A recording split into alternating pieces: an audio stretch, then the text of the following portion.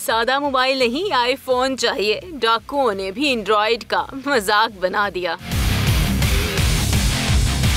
क्या आपने कभी सुना है कि किसी डाकू या चोर ने छीना गया सामान वापस कर दिया हो? अफसानों में तो पढ़ा ही होगा। आज हम आपको ऐसा ही एक हकीकी वाकया बताते हैं जो बिल्कुल सच्ची और हालिया खबर पर मबनी है। अमेरिका में डकैती की एक अनोखी वारदात सामने आई कि जब डाकुओं ने लूटा हुआ सामान कमतर होने की वजह से असल मालिक को वापस लौटा दिया। ये वाकया वाशिंगटन डीसी में पेश आया, जहां 2 डाकुओं ने एक शख्स से फोन, पैसे और गाड़ी की चाबियों समेत हर चीज छीन ली। मगर जब मुतासरा शख्स का फोन पकड़ा तो इसे आगे पीछे से देखने के बाद वापस लौटा दिया। इस मौके पर डाकुओं ने दिलचस्प रद्दे अमल देते हुए कहा कि ये तो एंड्रॉइड है, हमें लगा तुम्हारे पास आईफोन होगा, रखो अपने पास, हमें नहीं चाहिए ये सस्ता मोबाइल।